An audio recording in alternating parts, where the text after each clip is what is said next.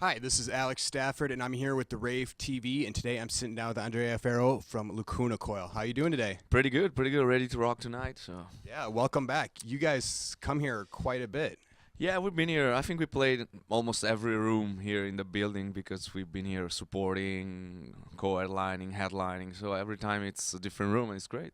Yeah, now, I mean, been seeing you for over 10 years now, like when you opened up for Typo Negative, and then I've seen you, all the way up in the ballroom with Megadeth and Motorhead. Yeah, and Rob Zombie too. We Oh, played here yeah, with I was Rob at that Zombie. one too in Yeah. 2006.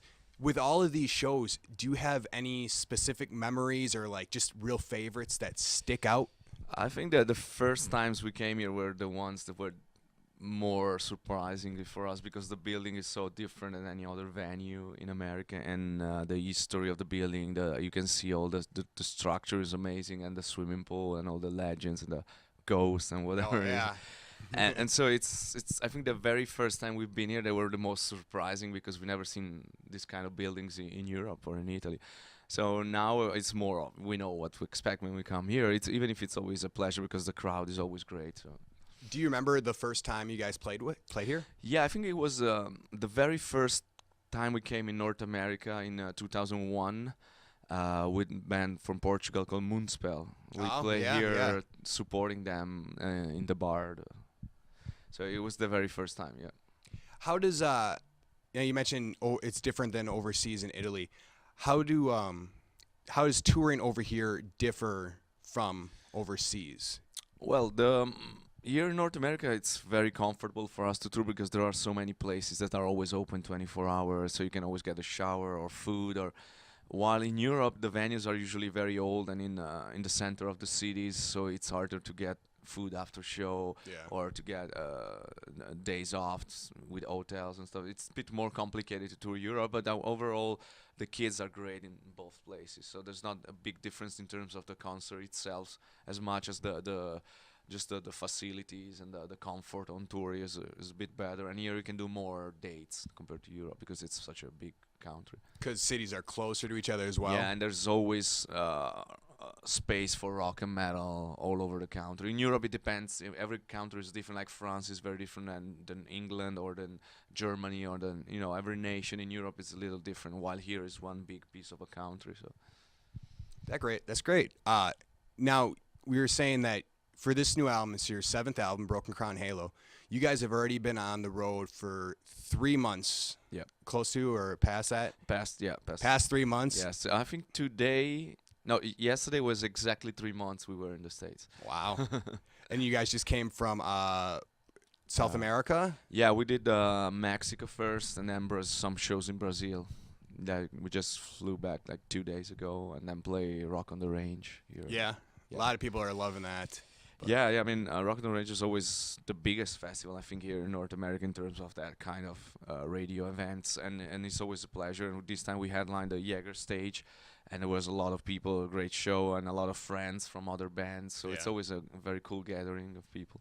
Do you rather play outside a festival like that, or do you rather play in an inside venue? Do you have a preference? I think there are two very different things. Like the outside is good because you get to play for a lot of people. Sometimes they don't know the band, so you have to get new fans. And then of course there is all the excitement, all the adrenaline from a big crowd screaming and jumping together. While the small venue is more about the lights and the quality of the sound and the intimate contact with the crowd. So it's the club is more for the fans, for the real fans, for the hardcore fans that always follow the band. While the exposure you get on a festival, it's different. A show just varies as long as your crowd shows up. It just has a whole bunch of different elements to it. Yeah, usually, I mean, as I say, the club show is a bit more theatrical. You get more of the choreography, the lights, and Yeah. then you play all kind of songs because it's people that knows all your albums, so it's easier to just play all kind of songs. While on festival, you try to play the songs that are maybe easier to get the crowd going on a live show. That's cool. So now, as I said, you have your seventh new album, Broken Crown Halo, which is a great album. I absolutely love it. Thank you. When you and the rest of the band approach the songwriting and all that, and you and Christina, when you trade off your vocals, do you come in knowing what to expect from each other, or is it kind of like we have list of lyrics, let's share. How do you choose who sings what? No, usually Marco, which is the bass player, Yeah. and he's the main songwriter for the band, send us the tapes or the files with all the demos for the new songs, and then we work separately. Like I work my own ideas at home, and then Christina works her own ideas, and then we meet together in Marco's basement, which is a little home studio he has, Oh, that's cool. where we do all the pre-production for our stuff, and we just listen to the ideas and see which one actually really fits the mood we want to give to the song, and then we discuss and we work together and we rearrange, and sometimes we end up working on one of my ideas and then Christina's gonna sing it, or the other way around. One of Christina's idea actually works better with my voice because it needs more of a powerful voice, of a screaming voice. So we just trade all the parts, no matter who wrote what. Usually we work just for the best result to the song, not really to be 50-50 or this is my idea so I have to put it or I don't. There's no ego, and we just go and work for the best for the song. Do you have continuing inspiration that inspires new ideas every time, or is it kind of the same mentality going into it as familiar inspirations? I think it's different from every song, because sometimes we take inspiration maybe from another vocal line that you have in your mind, or a riff, or a melody that you catch from some other bands, and then you elaborate it and make it yours. Sometimes it comes from you don't even know where. You just sing something that it's in your mind, just following the vibe of the song. And even for the music nowadays, we don't really look at one band and try to sound like that band. When you start a band, you always try to imitate your favorite bands. So when we started in 96, 97, we were listening to like Paradise Lost and Type O Negative and Tiamat and all those bands. So our main inspiration was to try to write something in that vein, in that dark gothic metal vibe, while growing up and listening to many other kinds of rock music or music in general. We try to incorporate all the different elements, and today a lot of time the inspiration can be from a soundtrack or just from the visual of a movie. Like Marco, for example, likes to songwrite watching war movies or documentaries or horror movies, and just take off the volume of the TV and just play over the images, just try to create a live soundtrack to the images. So it takes inspiration just from the visual and not even from notes. So it can come from very different places, the inspiration nowadays, and not always from another song. We try to be very open and visualize what you kind of have, what's the feeling you get from the music. These give me feelings like for example The Matrix, and so I want to give that kind of feeling to the song, or these give me, it's very, very articulated process. It's not just one little note. I like that though. You pull from a vibe of the elements of visual to it and brings it to your hearing. That's really cool, because like I've heard other bands say that too. They'll like see like a horror movie and they'll just kind of get that creepy vibe, and then it grows from there.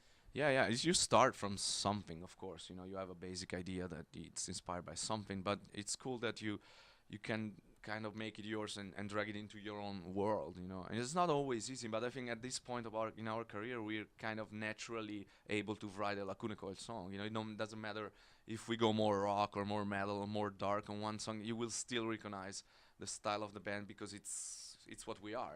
Even if we don't want to, we still put ourselves in it, and it's going to sound like a Lacuna Coil song. Well, that's good. You have your signature, so people know it's you and they're familiar with it. But you can take it, to the left, or you can take it to the right in any direction, and it all comes back to who you are. Yeah, well, that's what we like to do. We are a band that has always been open to do different moods, to put different moods in our songs, so we can be more of a dark ballad, or more of an epic song, or more of a heavy, groovy song. We like to be. We like to still keep it fresh for ourselves first. Of course, we love the fans to like the album, buy it, and support the band.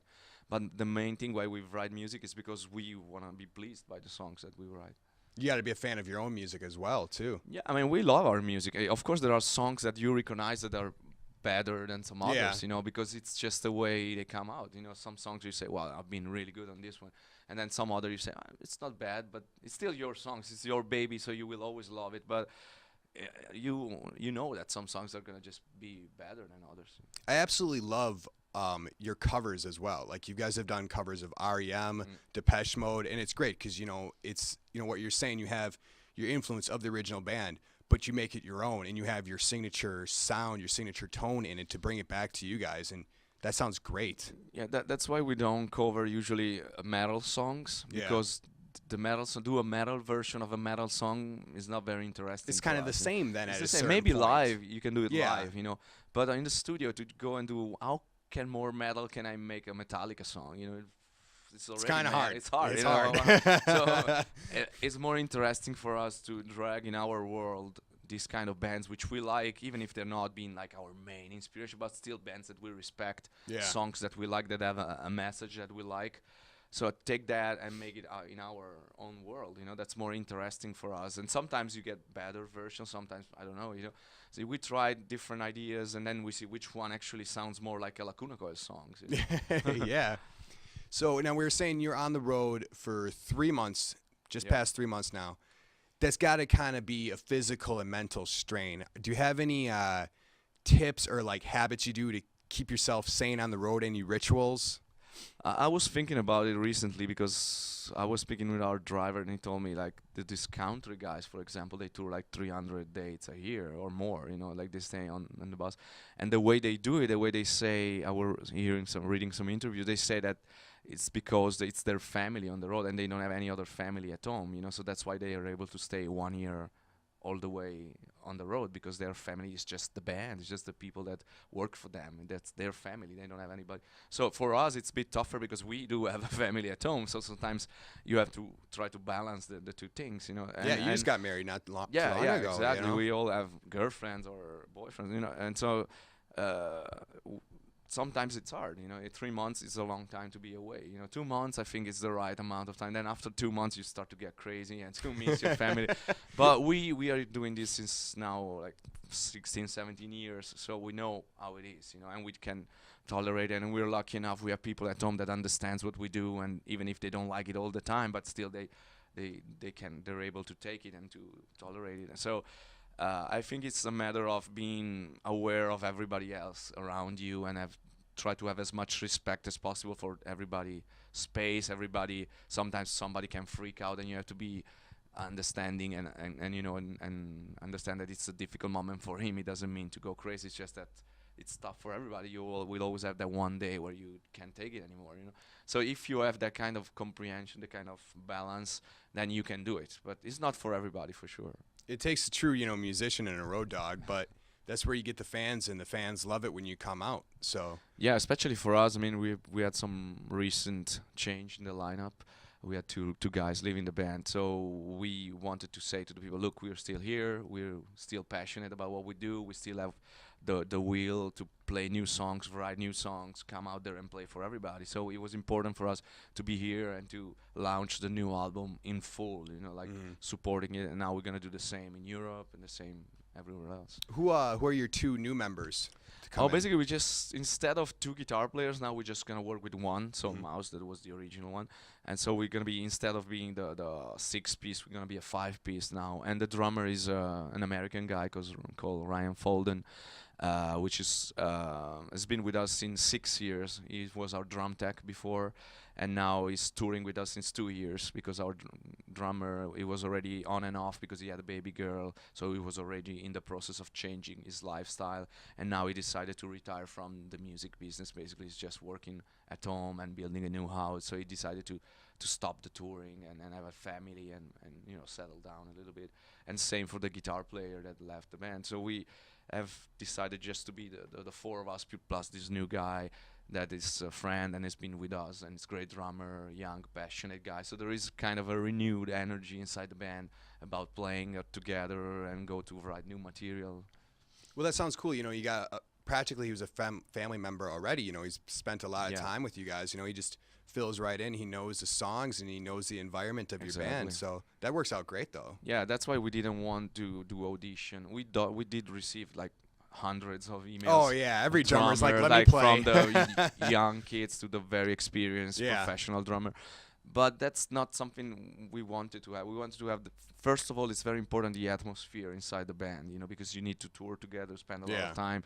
So you need to be with people that you like to be around, not just because somebody's good at something. That doesn't mean it's also a good human being to be around with all the year. Yeah. So it was important, not only the tech, of course you need somebody that can play the drums, Yeah, but yeah, also absolutely. that has to be a person that you like to hang out with. It's Yeah. very important for us.